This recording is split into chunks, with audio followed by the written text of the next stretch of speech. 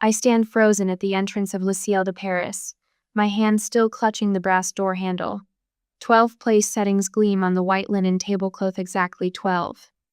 The Paris skyline stretches behind them, the Eiffel Tower punctuating the dusk with its golden glow. Champagne bubbles catch the light from crystal flutes, while waiters glide between guests with practiced precision. My mother-in-law Margot's laughter carries across the terrace, that practiced sound I've come to recognize over 6 years of marriage to her son. Her diamond bracelet catches the light as she touches cousin Rebecca's arm, leaning in to share what I'm certain is another carefully crafted anecdote designed to impress. "Darling, you made it." Andrew's voice startles me from behind. My husband of 6 years places his hand on the small of my back, guiding me forward as if I needed direction. 6 years, and the casual touch still sends warmth through me, despite everything. But I don't move. My eyes scan the table again. 12 settings, 12 chairs, 12 Hastings family members already seated or mingling nearby. No empty chair waits for me. "Andrew," I whisper, my voice steadier than I feel. "There's no place for me at the table." He follows my gaze, a small furrow appearing between his brows before smoothing away. Must be a miscount." The casual dismissal in his tone sends a chill through me that has nothing to do with the evening breeze. I straighten my spine and cross the terrace, Andrew trailing behind me. The conversation dips momentarily as I approach, then resumes with forced enthusiasm. Uncle Gerald suddenly finds his water glass fascinating. Cousin Rebecca whispers something to her husband behind her hand. "Oh dear, there must have been a miscount." Margot rises slightly, her silk dress rustling. The smile she offers doesn't reach her eyes. It never has, not for me. The staff here can be so careless sometimes. "I thought she wasn't joining for family matters," Rebecca murmurs, loud enough for me to hear. Her words land like small pebbles, tiny but sharp. Andrew slides into his seat, barely glancing up at me. "Oops," he chuckles, reaching for the wine. "Must be a miscount."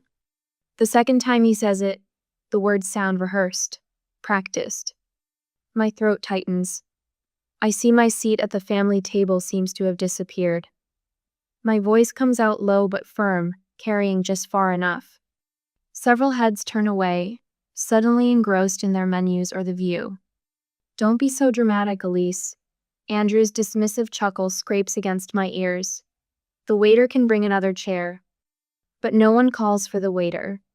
No one offers to scoot over. No one stands to fix the still light. 6 years flash through my mind. Meeting Andrew during the Richardson wedding I'd coordinated. His charming smile as he asked for my card. For future events. Our whirlwind romance. His proposal 6 months later.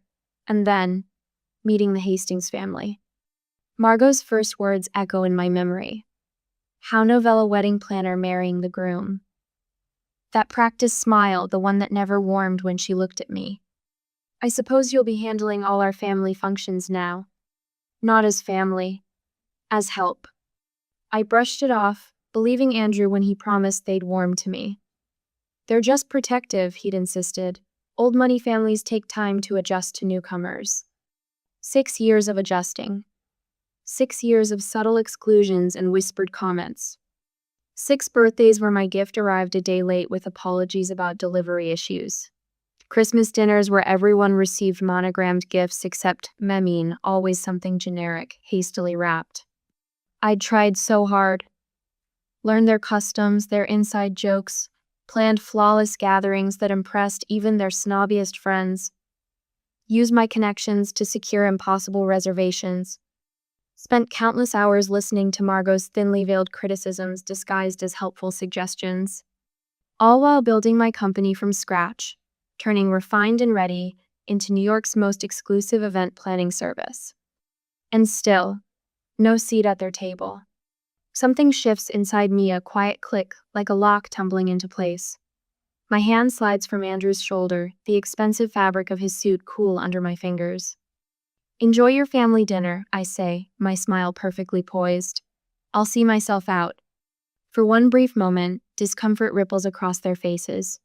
Gerald shifts in his seat. Rebecca's husband examines his napkin. Even Margot's composure slips, just for a heartbeat. Then relief washes over them, almost palpable in its intensity. They wanted this outcome all along. I turn and walk away, my heels marking a steady rhythm across the terrace. My shoulders back, head high. Behind me, conversation resumes. Laughter bubbles up, freer now. The sound follows me through the door and into the elevator. Only when the doors close do I allow myself a single shaky breath. What would you do if your spouse's family deliberately excluded you after 6 years of marriage? Would you walk away quietly or would you take action? And what if you discovered this slight was just the tip of a much larger betrayal? The golden glow of Paris lights spills across my hotel suite as I sit cross-legged on the king-sized bed, my laptop balanced on my knees. The spreadsheets open on my screen paint a financial picture I've suspected for months, but never wanted to confirm. Nearly $12 million in failed Hastings family investments stare back at me in neat, damning columns. My fingers hover over the keyboard, trembling slightly as I plug in the flash drive I found tucked in Andrew's briefcase 3 weeks ago. He'd been careless that day, rushing out to meet his mother for lunch.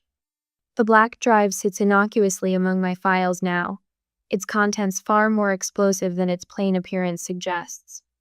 The folder opens, revealing dozens of documents with innocuous names.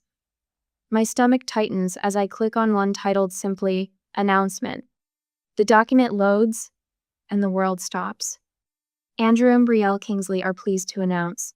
I read the paragraph 3 times, my brain refusing to process the words. Andrew's ex-girlfriend, the one he dated before me, the one Margot always spoke of with that wistful tone. My fingers move mechanically through the remaining files. Draft divorce papers with Andrew's signature already in place. Text messages between him and Brielle spanning back 18 months. An ultrasound image dated 3 weeks ago. And then I find it Margot's handwritten note scanned and saved as a PDF. Finally, the right woman for the Hastings. Scrolling further reveals Margot's calculated fingerprints everywhere.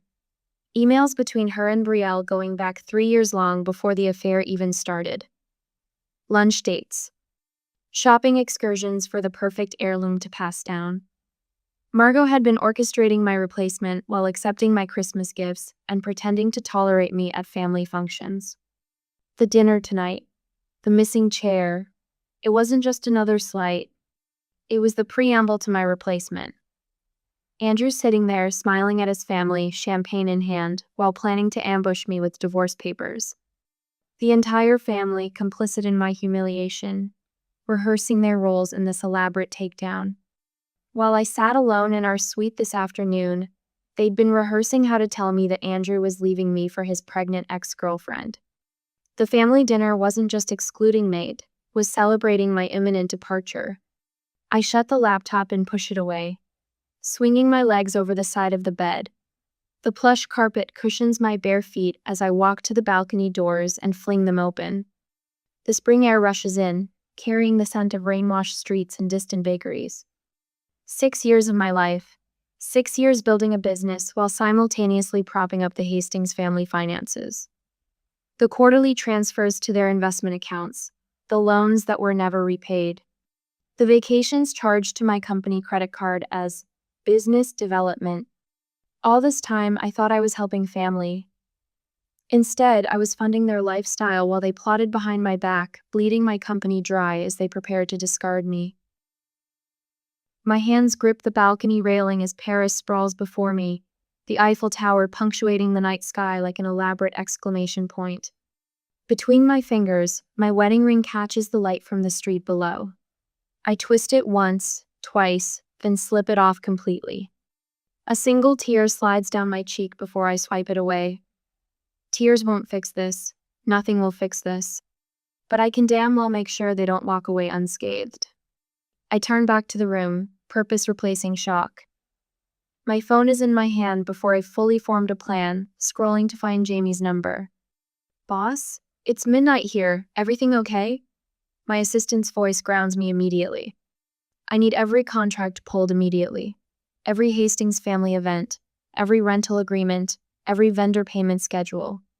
Jamie, bless her, doesn't ask why. Give me 20 minutes to get to the office. I'll call the team. Victoria? Call her too. My lawyer has warned me about the Hastings finances for years. I should have listened sooner. The loyalty of my team hits me in stark contrast to the family I married into. My refined and ready staff, who've pulled all-nighters to rescue impossible events. Who covered for me when I missed meetings for Hastings family emergencies? Who never complained when I diverted company resources to impress Andrew's connections? They've been my real family all along, standing beside me while I chased approval from people who never intended to give it. While I wait, I pull up the itinerary for the next 2 weeks of the Hastings Grand European Tour I meticulously planned, leveraging every professional connection I've built over the last decade. The chateau in Bordeaux, the yacht in Monaco, the private tour of the Vatican, all booked under my company's name, all dependent on my reputation and relationships, all paid for with my money while they depleted their accounts funding failed investment schemes. My phone buzzes with an incoming call from Victoria. Tell me everything, she says instead of hello. There's loyalty in her voice steadies me further. 20 minutes later, I make the first call. The manager at Chateau Margaux answers immediately despite the late hour. Jean-Michel, it's Elise Hastings. I apologize for calling at this hour, but there's been an unfortunate situation with the Hastings reservation next week. My professional voice never wavers as I explain the circumstances, not the personal betrayal, but the business complications that necessitate cancellation. Jean-Michel, who has worked with me on dozens of events, asks no questions beyond what he needs to know. Of course, Elise, we will handle this with discretion. And your personal reservation remains unchanged? Yes, thank you. 3 more calls follow in quick succession. The yacht company, the tour guide, the jewelry house where Andrew had planned to buy Margot another tennis bracelet to replace the one she complained about last Christmas. The hotel concierge knocks softly at my door as I hang up from the final call. His eyes hold sympathy as he hands me the envelope containing the rerouted payment confirmations. Is there anything else you require, Madam Hastings? I glance at my phone as it lights up with Andrew's name. The chateau says there's a problem with our reservation? No, thank you, I tell the concierge, a calm settling over me like a cloak. I have everything I need. Have you ever discovered someone's betrayal was much worse than you initially thought? Did you confront them immediately, or did you take time to formulate a response? My phone vibrates across the hotel desk for the 8th time in 20 minutes. Andrew's name flashes on the screen, his handsome face smiling up from the photo I took in Santorini last summer. I let it ring. What are you doing? You'll ruin us. His voicemail echoes through the suite, voice pitched higher than his usual controlled tone. Call me back immediately. The Parisian morning light streams through the windows, catching dust motes that dance in the golden beams. My finger hovers over the delete button. I press it. 3 sharp knocks at my door break the silence. I check the peephole, unsurprised to find Margot standing in the hallway, wearing a powder blue St. John's suit with her signature pearls. Elise. She brushes past me without waiting for an invitation. This childish behavior must stop. Do you have any idea what you're doing to this family? I close the door softly, a strange calm settling over me like a familiar shawl. 6 years of slights crystallize in my mind with sudden clarity: the forgotten birthday invitations, the Christmas gifts without thought, the subtle corrections to my table manners. All while I built Refined and Ready from a dream into New York's premier event planning service. Our family name carries weight in these circles, she continues, voice dropping to a hiss. If you think you can damage them with a tantrum, you are sorely mistaken. The word family strikes me as particularly hollow now. My phone buzzes with a text from Rebecca. We're all concerned about your emotional state. This isn't like you. Another arrives from Gerald. Let's talk this through like family. Family. The word tastes bitter now. The Hastings name isn't on those reservations, Margot. Mine is. She freezes. In that moment, I see every calculation running behind her eyes. You're nothing without the Hastings name, dear. Her diamond bracelet catches the light as she adjusts her pearls. Wedding planner playing dress up in our world. Actually, Margot, it's the reverse. I set my cup down with a gentle clink. Refined and Ready made $3 million in profit last quarter. I've built something from nothing while watching your family spend money that doesn't exist. Color drains from her face. You don't know what you're talking about. I know about the failed investment in the Singapore property group. The yacht that's mortgaged to the waterline. The line of credit you've been using to maintain appearances. I moved to the window, gazing out at the Parisian skyline. I also know about Betrayal and the baby. Margot's perfect posture falters. For the first time in 6 years, I've surprised her into silence. My laptop chimes with an incoming video call. Jamie's familiar face appears, her red curls framing tired eyes. Behind her, I glimpse our Manhattan office buzzing with activity, despite the early hour in New York. I'm on the 9:15 flight, she says without preamble. Victoria's team worked through the night. The documents are ready for your signature when I land. The Collins wedding? I ask, aware of Margot still standing frozen behind me. Handled. Sophia's taking point. Mark's covering everything else. I nod, warmed by their efficiency. These connections were built on respect, not inheritance, I say loudly enough for Margot to hear. After Jamie's call ends, Margot's mask has slipped back into place, though a slight tremor in her hand betrays her. This is a misunderstanding that can be remedied, she says, reaching for her practiced social smile. I shake my head. I have a meeting. 40 minutes later, I sit at a cafe across from the Maurice, where the Hastings are dining. Through the restaurant's windows, I watch a scene unfold, the maitre d' approaching their table, speaking quietly to Gerald. Andrew stands, face flushed with anger as he gestures sharply at his phone. Rebecca clutches her husband's arm, eyes wide with disbelief. Margot's stiff smile crumbles as she unclasps her diamond tennis bracelet and hands it to the manager as collateral. Your reservations have been canceled, I whisper to myself, watching Andrew stab frantically at his phone. All of them. The chateau in Provence. The yacht in Monaco.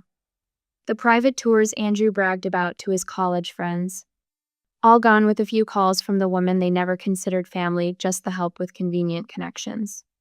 Back in my new suit, not the one Margot knows about, I spread documents across the desk with methodical precision. Financial statements showing wire transfers from my accounts to Hastings' family expenses. Emails between Margot and the family lawyer discussing how to limit my claim on assets when the time comes. The suite phone rings. The concierge informs me that Mrs. Hastings has asked for my room number. Which Mrs. Hastings? I ask, though I know the answer. Mrs. Margot Hastings. She appears, distressed. I'm not receiving visitors, I reply. Very good, madame. I turn back to arranging my evidences, screenshots of Andrew's text messages to Betrayal over the past 18 months, including appointments with her obstetrician. Documentation of the family emergency that pulled Andrew away on our anniversary, actually, a weekend in Lake Como with Betrayal. My phone buzzes with a text from Andrew. We need to talk. Meet me at the cafe on Rue Saint-Honoré at 4. My fingers hover above the screen before typing. I'll be there in 30 minutes. I gather the evidence into a leather portfolio, then reach for a second folder labeled simply, Contingency. Inside lies the culmination of everything I've learned about leverage during 6 years of being treated as an outsider by the family I married into. The weight of it feels good in my hands. Solid. Real. What would you bring to a meeting with someone who betrayed you? Would you seek reconciliation or closure? I already know my answer. The cafe chair scrapes against the cobblestone as Andrew checks his watch for the third time in 5 minutes. His fingers drum against the white tablecloth, his wedding ring catching the afternoon sunlight. I spot him from across the street, my folder heavy in my hands. 6 years of marriage reduced to documentation and leverage. When I cross the street, my stride doesn't falter. The click of my heels against the pavement marks a steady countdown. Andrew's head snaps up at the sound. Darling, there you are. His smile flashes the same one he used when introducing me to potential clients. I place my phone on the table between us, thumbs sliding across the screen to start recording. The red circle pulses, a digital heartbeat. Andrew's eyes flicker to the phone, then away. There's been a misunderstanding. Has there? I settle into the chair, spine straight, folder positioned precisely before me. Mother gets carried away sometimes. He leans forward, voice dropping to a confidential whisper. You know how she is about tradition and appearances. And Brielle? The name hangs between us. His eyes dart to the leftist tell. She's just an old friend helping with some investments. The family's portfolio has taken some hits lately. We're in a bit of trouble, actually. His voice cracks with practiced vulnerability. Father's last venture failed spectacularly. We need your connections now more than ever. His fingers brush mine, and it takes everything in me not to flinch. We can start fresh after Paris, stronger than before. I've had enough. My fingers slip into the folder and extract the glossy ultrasound image. With surgical precision, I slide it across the table. Congratulations on the baby, Andrew. 3 months along, isn't she?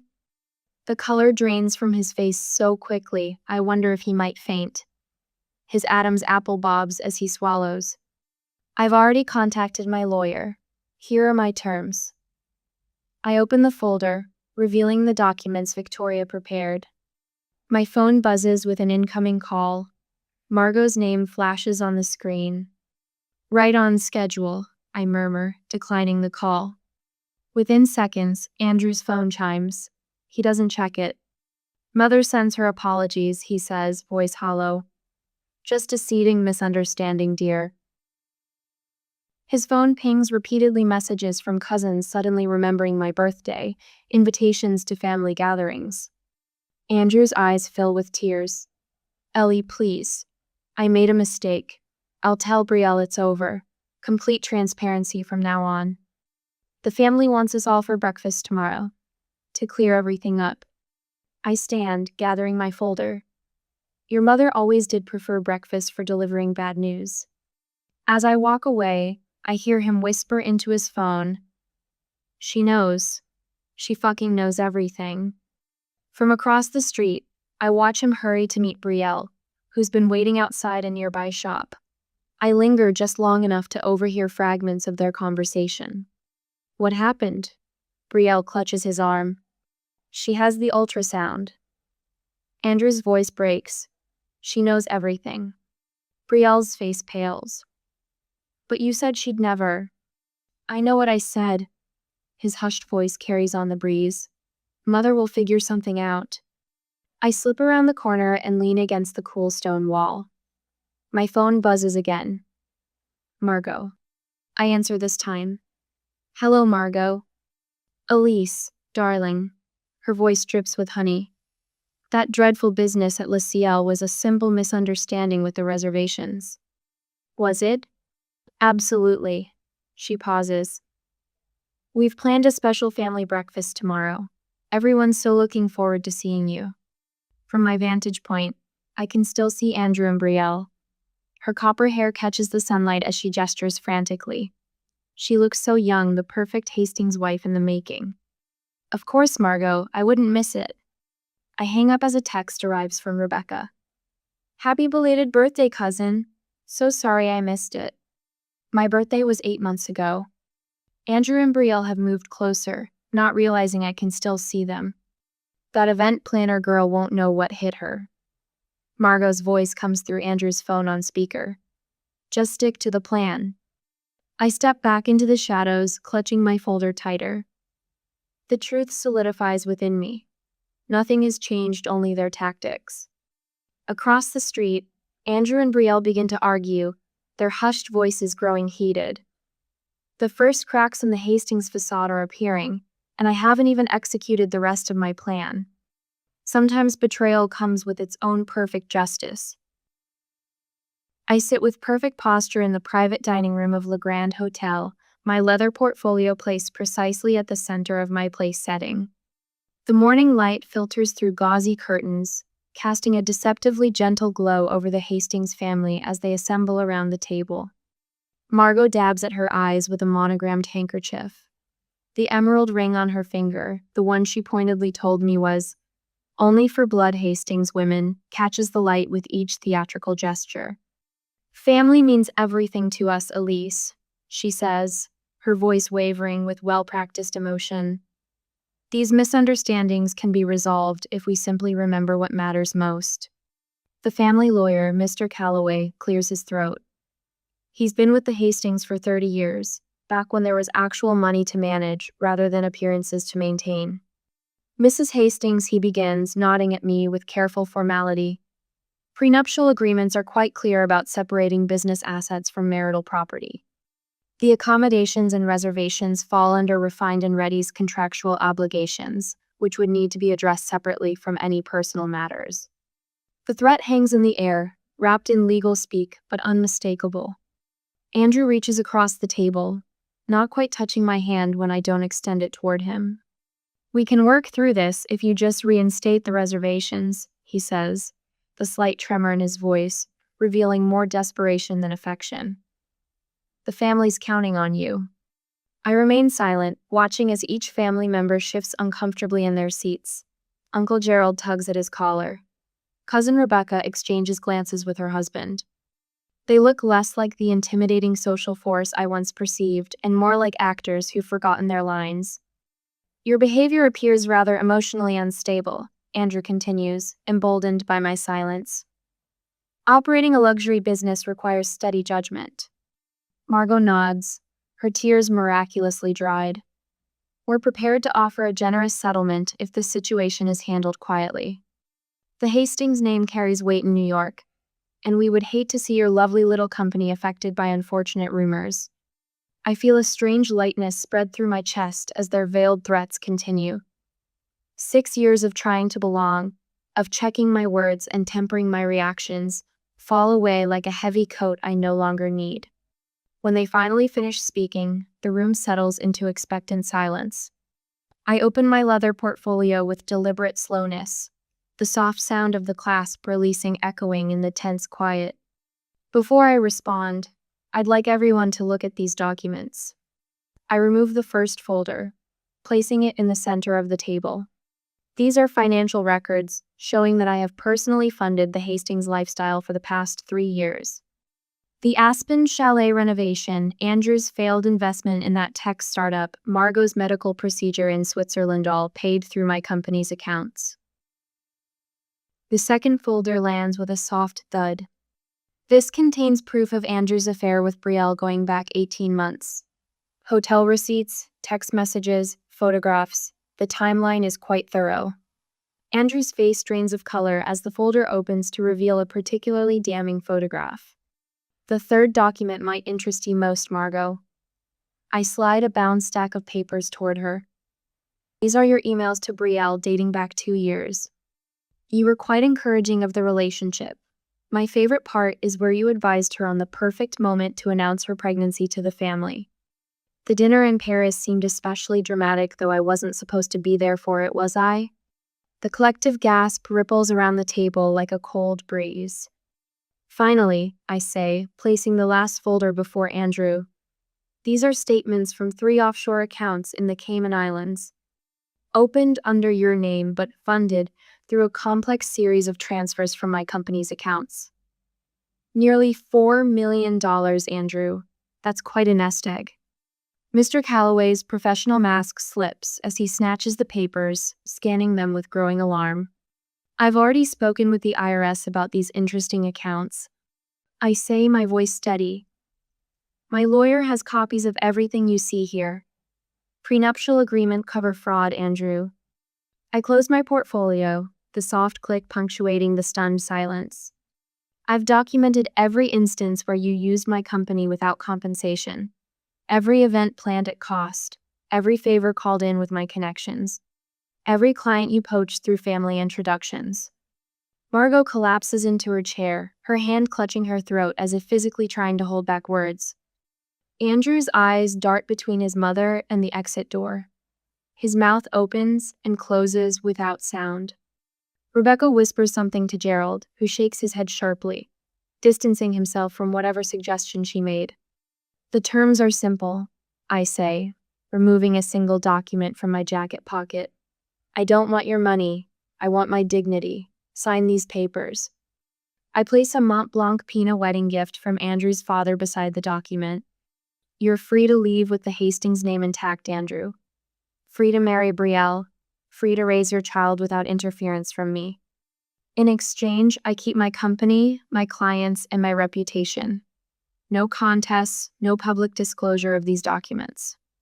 Andrew reaches for the pen with a trembling hand, not meeting my eyes as he signs. As the pen scratches paper, I feel the weight of 6 years lifting from my shoulders. I stand, collect my evidence, and walk toward the door. Elise, Margot calls, her voice stripped of its usual authority. What will you tell people? I turn back, studying their faces one last time. The truth, I answer simply. That some tables aren't worth sitting at. I stand before the floor-to-ceiling windows of my expanded Manhattan office, the morning light catching the polished silver of the refined and ready logo on the wall. Beyond the glass, New York pulses with possibility, much like the life I've reclaimed. My phone buzzes with a text from the Belgian princess whose wedding we're coordinating next month. I smile at the question about vintage champagne coupes. 6 months ago, I would have desperately sought the right answer. Today, I simply offer my professional opinion and let it stand. The florist from Monaco is online too, Jamie says, appearing at my doorway. And the Vanity Fair photographer needs to reschedule your portrait for the Women Redefining Luxury feature. I nod, taking a moment to appreciate the wall behind Jamie, dozens of framed thank you notes and photos with celebrities, dignitaries, and business icons. Not displayed for vanity, but as testimony to a journey. Each represents a connection built on genuine value, not desperate attempts to belong where I wasn't wanted. The intercom buzzes again. Also, there's an email from Rebecca Hastings Cohen. Her daughter's engagement party? She's requesting your services specifically. My fingers pause over the keyboard. 6 years of conditioning almost makes me jump at the chance to prove myself worthy, to finally be accepted by the family that never wanted me. Send our standard response, I say instead. We're honored by the interest, but unfortunately our calendar is fully committed through next spring. No spite, no bitterness, just the quiet power of choosing my own path. Done, Jamie says with a knowing smile. That evening, I drive to Connecticut for dinner with my parents. Mom's garden is bursting with early summer roses, and Dad grills steaks while telling corny jokes he's recycled since my childhood. Their dining room table, scratched from decades of family meals and homework sessions, seats me in the same chair I've had since I was tall enough to reach the table without a booster. The Wilsons next door asked about you again, Mom says, passing the salad. They saw that spread in Town and Country. Dad squeezes my hand. We're proud of you, kiddo. Not because of the fancy magazine or the royal clients, but because you found your way back to yourself. The words catch in my throat. These people who taught me my worth had nothing to do with a last name or social standing, had watched me slowly erase myself trying to earn the approval of people who would never give it. Dr. Shelton says I was trying to solve a problem that wasn't mine to fix. I tell them, referencing my therapist of the past 6 months. Some people just won't make room for you, no matter how small you make yourself. Later that week, I gather my team at our favorite rooftop bar to celebrate signing the governor's inaugural ball. 15 faces glow in the sunset light, people who stood by me during the darkest days, who never once questioned if I was enough. Jamie raises her glass. To the woman who taught it all about standing our ground. Laughter ripples through our circle, genuine, warm, free from the constant calculation of what's acceptable. This is the family I chose. Across the table sits Zoe, our newest team member. At 24, she reminds me of myself, brilliant, eager, and recovering from a relationship where she was constantly diminished. Sometimes, I tell her quietly while the others chat, the chair not being there for you is the best thing that could happen. It forces you to build something better. A month later, I stand on the terrace of my rented villa on the Amalfi Coast. The Mediterranean stretches before me like possibility itself. My phone chimes with a notification the divorce is final. Below it, a news alert about Andrew and Brielle's courthouse wedding yesterday. I don't feel the sting I expected. Instead, something like peace settles over me as I lift my coffee cup toward the horizon. That evening, my team joins me on the terrace, laptops and sample books scattered across the table as we plan the Viscount's anniversary gala. Crystal glasses catch the golden Italian sunset as we work and laugh. I take my seat at the head of the table and raise my glass. To tables worth sitting at, I say, and to carefully choosing who gets a seat. Around me, faces shine with something the Hastings never understood: genuine connection. Perhaps that's the greatest revenge of all. I never thought preparing dinner could feel like a meditation, but here I am, letting the steady rhythm of my knife against the cutting board calm my racing mind. The kitchen me sanctuary in this upscale home I've worked so hard to create wraps around me in warm copper and gleaming marble. Soft jazz floats from the speakers, mingling with the sound of vegetables hitting the hot pan, the sizzle a counterpoint to my measured breathing. The crystal wine glasses catch the light as I set them on the table, each placement deliberate, exact. Like everything else in my life, precision matters. It's what built my boutique from a dream into the success it is today, what transformed me from just another hopeful entrepreneur into someone who matters in this city. The sauce needs stirring. I adjust the heat, watching the rich burgundy liquid swirl against the pan's edges. The aroma of fresh herbs rises with the steam, and for a moment, I let myself believe this evening might actually bring the peace I've been chasing. My phone buzzes against the marble countertop. The screen illuminates with Derek's name, and something in my chest tightens. 15 years of marriage, and somehow his messages still make my heart skip, though lately it's been more from anxiety than anticipation. I wipe my hands on my apron and reach for the phone. The message preview appears, and the world stops spinning. Claire needs our support. I'm moving in with her. I've already withdrawn $18,000 from our joint account. The words blur, then sharpen. Blur again. My sister's name sits there like a knife between my ribs. Claire, my baby sister, the one I practically raised after Mom died. And Derek, my hands begin to tremble, just slightly, just enough to make the phone shiver in my grip. The jazz still plays, incongruously cheerful against the roaring in my ears. Memories flash rapid fire. Late night calls Derek claimed were work. Hotel receipts tucked in his jacket pockets, dismissed with easy explanations I chose to believe. The sauce is burning. I move on autopilot, sliding the pan off the heat. The motion is smooth, controlled. Everything about me is controlled right now, because if I let go for even a second, I might shatter into pieces too small to ever find again. $18,000, I whisper to the empty kitchen. The number feels obscene, clinical, like a doctor announcing time of death. I set the phone down with exaggerated care and walk to the living room. The city sparkles beyond floor-to-ceiling windows, lights twinkling like nothing has changed. Like my husband hasn't just left me for my sister, like they haven't been. God, how long? How many of those late nights were spent with her? How many times did I console Claire through her loneliness while she was sleeping with my husband? The designer sofa catches me as my legs give out. I've built my life on being strong, on never showing weakness. The boutique taught me that you have to be twice as tough to be taken half as seriously in this business, but right now, strength feels like a foreign concept. My mind races through years of moments, recoloring them with suspicion. Every family dinner. Every time Claire stopped by the house unexpectedly. Every business trip Derek took that coincided with my sister's vacations. The betrayal isn't just in what they've done, it's in how blind I've been. I pushed myself up, steel replacing the shock in my spine. The woman who built a business from nothing doesn't break. She calculates. She plans, she strikes. Back in the kitchen, my movements are precise, measured, clinical. I finish laying out the table, the perfect tableau of the life they think they've destroyed. Crystal glasses catching light, fine china waiting for a meal that will never be served. Silver gleaming with accusation. My fingers hover over the phone. The response needs to be perfect cutting enough to draw blood, controlled enough to show them exactly who they're dealing with. I type 4 words. You'll regret this, both of you. The message sends with a soft whoosh, a promise, a declaration of war. I stand in my immaculate kitchen, surrounded by the remnants of the life I thought I had. And I ask myself the question that will shape everything that comes next. What will I do when everything I trusted falls apart? The answer is simple. I'll rebuild it all, better, stronger, and they'll watch me do it. Have you ever faced a betrayal that shook you to your core? How did you find the strength to fight back? The antique oak desk beneath my fingers grounds me as I settle into my private study, trying to focus on the mundane task of checking email. Anything to distract from the hollow ache in my chest.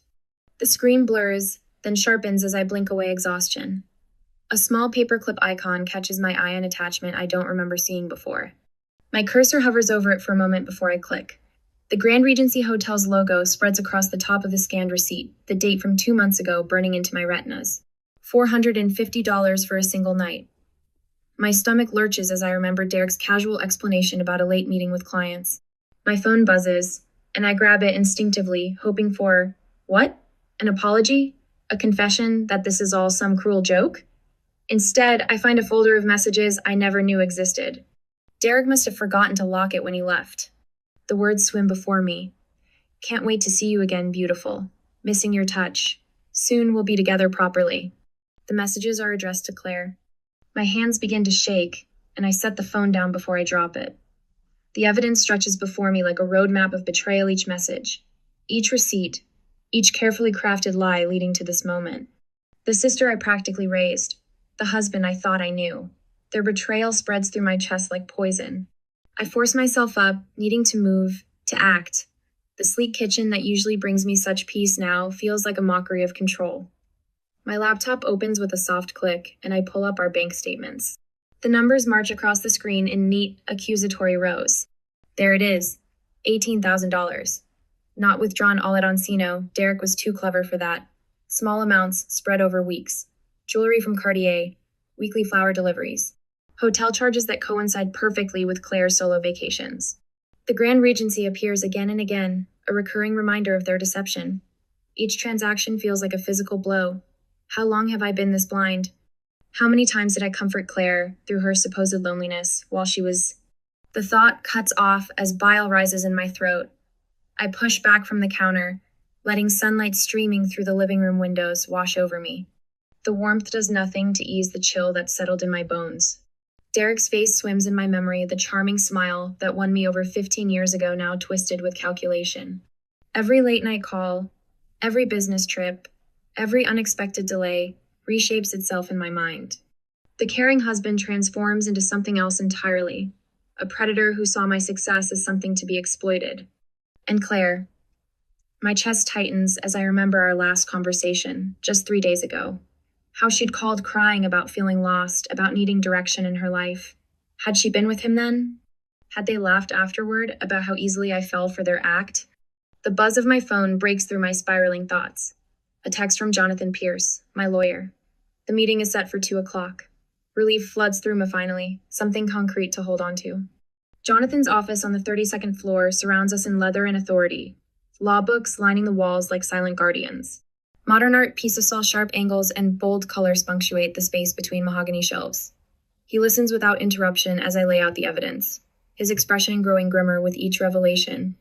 Beside him, Veronica Adamsby, mentor since I first dreamed of opening the boutique, takes notes in her precise handwriting, her presence a steady anchor in the storm.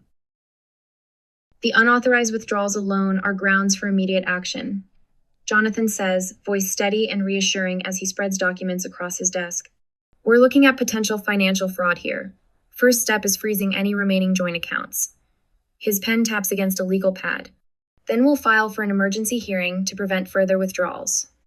Veronica leans forward, her steel gray hair catching the afternoon light. The boutique is protected, we made sure of that when you first opened.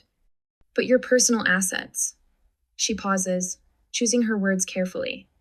This isn't just about money, Madeline. They've orchestrated a calculated betrayal at every level. We need to move fast to protect what's left. Jonathan's fingers fly across his keyboard. I'm drafting a cease and desist order right now. We'll have it served first thing tomorrow. He looks up, his eyes sharp behind his glasses. But you need to understand the stakes here. If we don't act immediately, you're looking at potential financial ruin. Derek's already shown he's willing to drain your accounts, and with Claire involved. He lets the implications hang in the air. I gripped the arms of my chair, forcing myself to focus on the practical steps, the actionable items, anything to keep from drowning in the emotional undertow.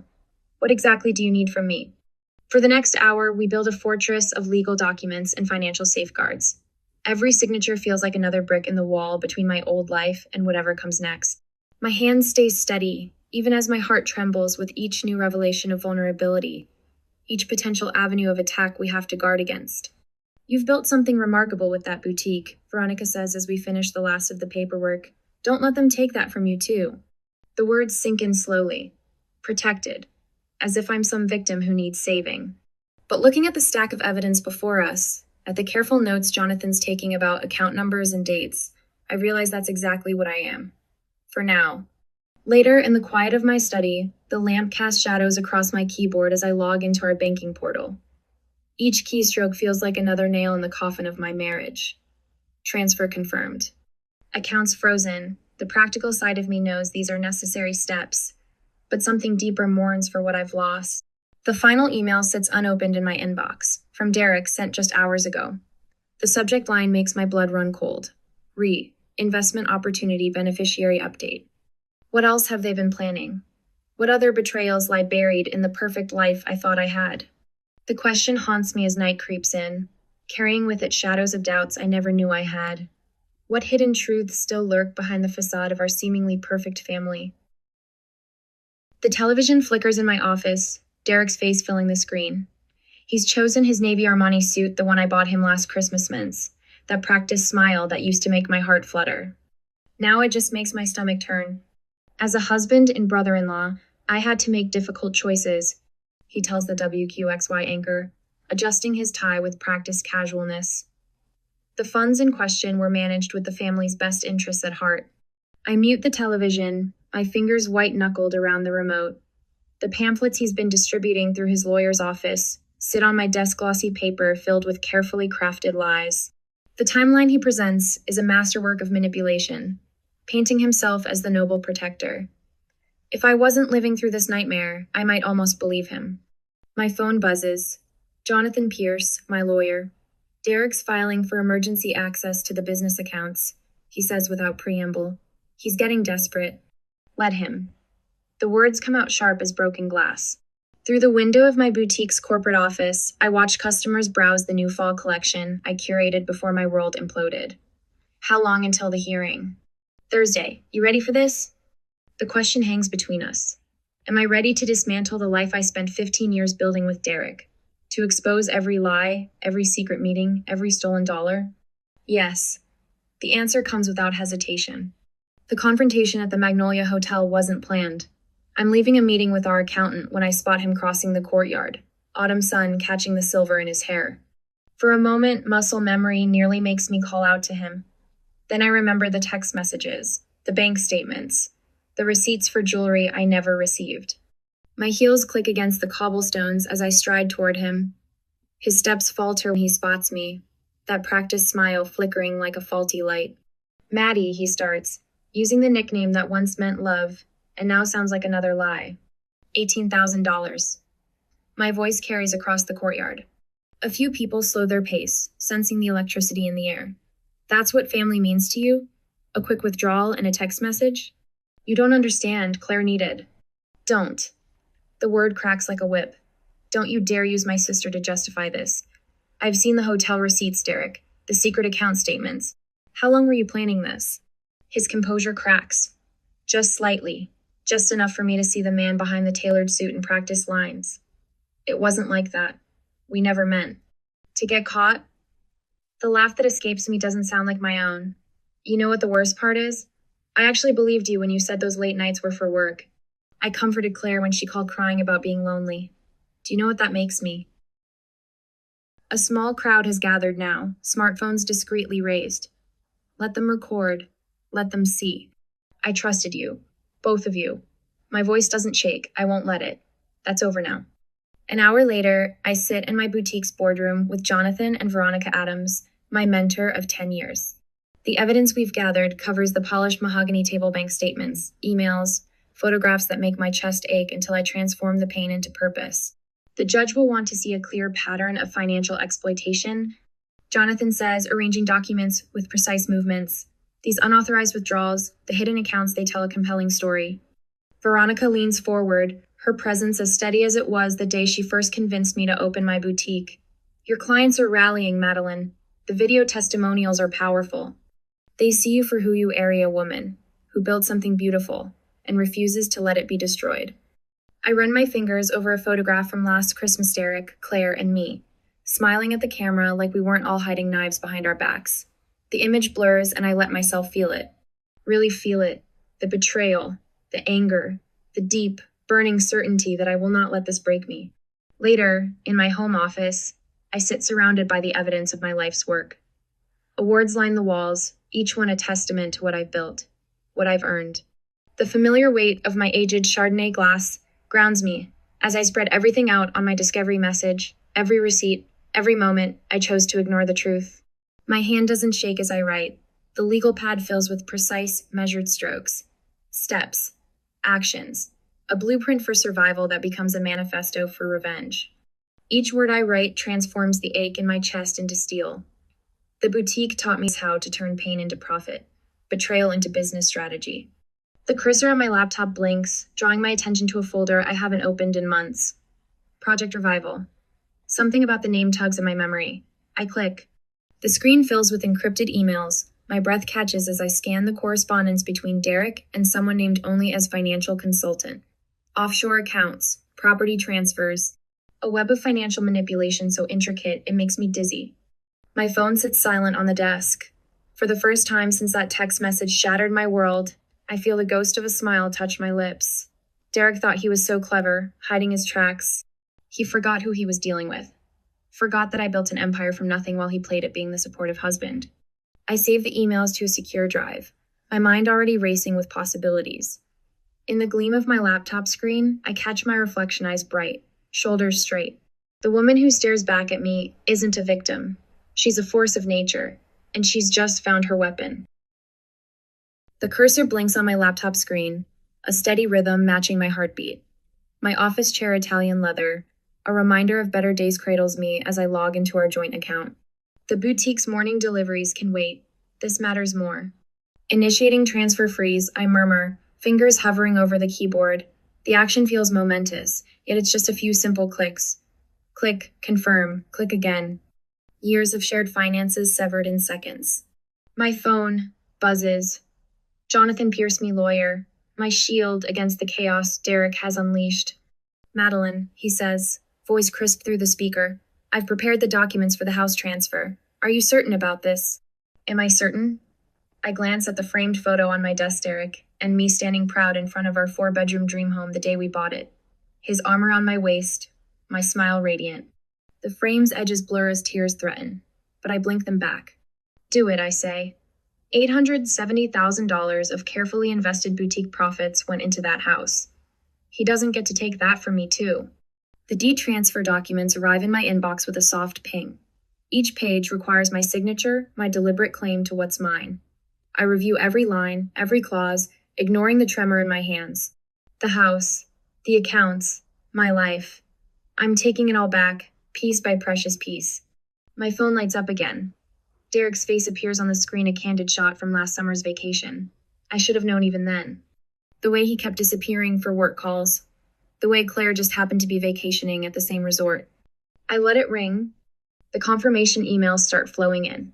Account freeze successful, deed transfer in process. Each notification feels like a small victory, a step toward reclaiming control. Then the texts start. Derek, you can't do this, Maddie. Think about what you're throwing away. Derek, I'll explain everything on Channel 8 tonight. Please, just listen. Derek, you're making a mistake, Claire and I. I block his number. The afternoon sun slants through my office windows as I watch Derek's desperate performance on Channel 8's evening news. His hand trembles as he adjusts his tithe blue silk one I gave him for our anniversary. The irony makes me want to scream. It's not what it seems, he pleads to the camera. Madeline's actions are, they're vindictive. She's trying to destroy what Claire and I have built. What they've built. On the foundation of my trust. With the bricks of my love. Using the mortar of 15 years of marriage, I open my laptop and begin uploading documents. bank statements showing the unauthorized withdrawal, property records proving my investment in our home, email trails documenting Derek's deception. The truth laid bare in pixels and data. Social media explodes. Screenshots of my evidence spread like wildfire. Comments flood in, most supporting me, some questioning my motives. I let them talk. The truth doesn't need my defense, it speaks for itself. The next morning, sunlight streams through the modern atrium of Blackwell and Associates. Jonathan stands to my left, Veronica to my right. A wall of cameras faces us, hungry for the story of betrayal and revenge that's captivated the city. Jonathan steps forward first, his voice carrying the weight of legal authority. The evidence we're presenting today demonstrates a clear pattern of financial exploitation and breach of trust. He lays out the timeline methodically, each point another nail in Derek's coffin. Veronica takes the podium next. Her silver hair catches the light, her presence commanding respect. I've known Madeline for 15 years, watched her build her business from nothing. Her integrity is beyond question. The screens behind us light up with video testimonials. Sarah Chen, my first employee, now a successful boutique owner herself. Madeline gave me my start when no one else would. She leads with honesty and grace. Marcus Rodriguez, real estate developer. I've done business with both Derek and Madeline. Only one of them has ever kept their word. More voices join the chorus. Clients, colleagues, friends. Each one a thread in the tapestry of truth we're weaving. Later, alone in my office, I sit reviewing encrypted emails on my ultra-modern laptop. A notification catches my IA hidden folder labeled Operation Eclipse. My breath catches as I open it. Spreadsheets, bank transfers, emails between Derek and an external financial consultant. The pieces click together with sickening clarity. This goes deeper than an affair. They've been planning this for months, maybe years. And Claire, the timestamps on these emails suggest she knew everything. I compile the evidence with methodical precision, my hands steady now. No more trembling, no more tears, just cold, clear purpose. Tomorrow, we'll release this final piece of evidence. But tonight, in this quiet moment, I allow myself to feel the full weight of what I've discovered. The betrayal isn't just personal anymore. It's financial, professional, criminal. I save the files and shut down my laptop. The city sparkles beyond my window, a testament to ambition and perseverance. My reflection overlays the lights a woman transformed by betrayal into something stronger, sharper, more dangerous. Derek thinks he's won. He thinks $18,000 and my sisters better his prizes. He has no idea what's coming. I reach for my phone and type a message to Jonathan. Found something. Meeting tomorrow. Bring coffee. We're going to need it. The future stretches before me, uncertain but full of possibility. And somewhere in this glittering city, Derek and Claire are about to learn that they've underestimated exactly who they're dealing with. Let them celebrate tonight. Tomorrow we go to war. The heavy doors of the Westwood Civic Center swing open, and Derek storms in like a man possessed. His suit, the navy one I bought him for our anniversary last year, hangs wrinkled from his frame. A stack of papers trembles in his grip as he scans the community forum crowd. Even from my position near the back, I can see the desperation etched into the lines of his face. This is illegal. His voice cracks through the murmur of the assembled crowd. She's trying to steal everything we built together. I remain perfectly still, watching him unravel. My lawyer, Jonathan, shifts beside me but knows better than to intervene. This is exactly what we anticipated. Derek waves the papers like a battle flag. She's frozen our accounts, transferred the deed to our home. She can't do this. A few heads turn toward me, but most eyes stay fixed on Derek's performance. Someone whispers, "Is he drunk?" The question ripples through the crowd. His phone appears in his trembling hands. I watch as his fingers stab at the screen, knowing exactly what comes next. Right on cue, phones throughout the room begin to buzz. Derek's mass text to our social circle his last desperate grab at controlling the narrative. "You all know me," he pleads, his voice dropping to something raw and ugly. "You know our family. Ask James Peterson about the development deals we did together. Ask Sarah Mitchell about—" "We've seen the records, Derek." James Peterson's steady voice cuts through Derek's rambling. The bank transfers, the hotel receipts, the timestamps on those messages to Claire. My chest tightens at my sister's name, but I keep my expression neutral. Let him flounder. Let them all see. The crowd's skepticism is palpable now. Derek's desperate logic crumbles against the wall of evidence we've quietly built over the past weeks. Every document carefully filed, every transaction traced, every lie exposed to sunlight. I rise smoothly and make my way to the podium, flanked by Jonathan and Veronica. The cameras flash as I take my position, their hungry eyes catching every detail: my crisp blazer, my steady hands, the slight smile that plays at the corners of my mouth. The family home, I begin, my voice carrying clearly through the atrium, valued at $870,000, has been legally transferred to my name. I lay out a folder of documents, each page a nail in the coffin of Derek's credibility. The joint accounts have been frozen pending investigation into unauthorized withdrawals.